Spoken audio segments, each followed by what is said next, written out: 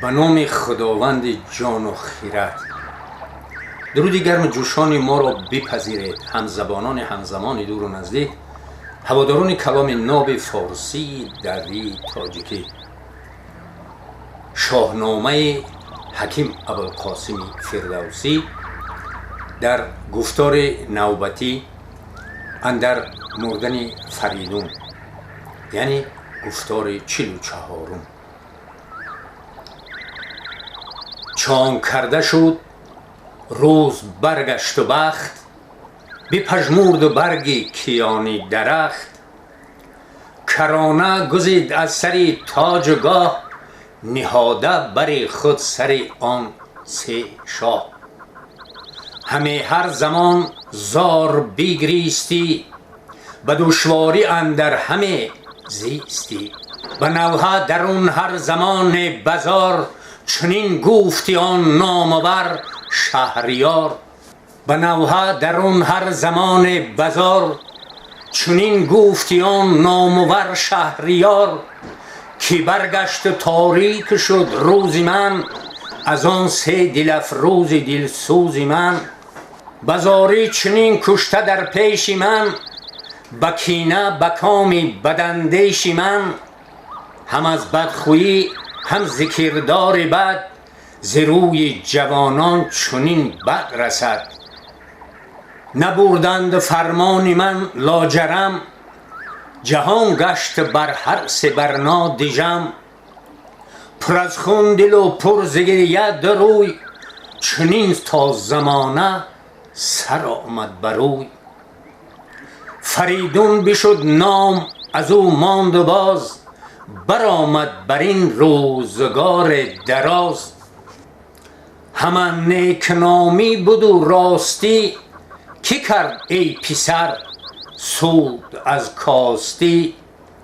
منوچهر بنهاد تاج کیان، ببستش به زینار خونین میان.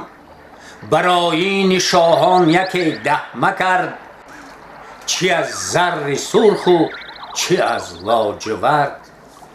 نهادند زیر اندرش تخت عاج، بیاویختند از بهر عاج تاج. به پدرود کردنش رفتند پیش، چنان چون بود رسم آیین و کیش.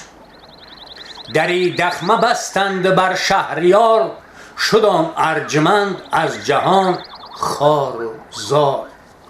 منوچهر یک هفته با درد بود، دو چشمش پرآب و دو رخ زرد بود. یکی هفته با سوگ بود شهریار، از او شهر و بازارها سوگوار. جهانا سراسر فسونی و باد، جهانا سراسر فسونی و باد. به تو نیست مرد خردمند شاد. یکایک همه پروریشان بناز، چه کوتاه عمر و چه عمری دراز.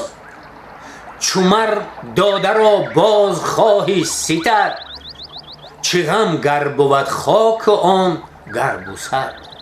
اگر شهریاری و گر زیر دست، چو از تو جهان این نفس را گسست. همه درد و خوشی تو شد چو خواب، به جاوید ماندن دلت را متاب. خنک آن کزو نیکویی یادگار، بماند اگر بنده یا شهریار. داستان منوچهر. پادشاهی او 120 سال بود. پس آنگه یک خفته بگذاشتند، همه ماتم و سوگ او داشتند.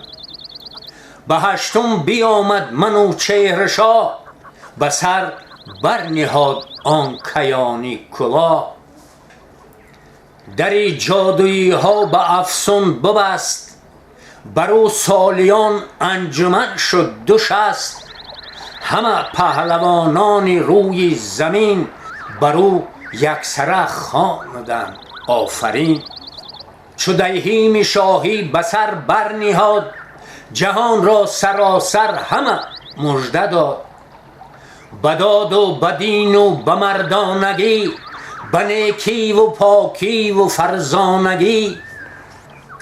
منم گفت بر تخت گردان سپهر، همم خشم و جنگ است و هم داد و مهر.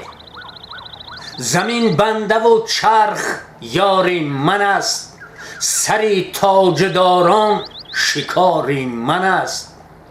همم دین و هم فره ایزدی است، همم بخت نیکی و دستی بدی است. شبی تار و جوینده کین منم، همان آتشی تیزی برزین منم. خداوند شمشیر و زرین کفش، فرازنده کاویانی درفش. فروزنده میغ و براننده تیغ، به جنگ اندرون جان ندارم دریغ. گهی بزم دریا دو دستی من است، دمی آتش اندر برنشستی من است.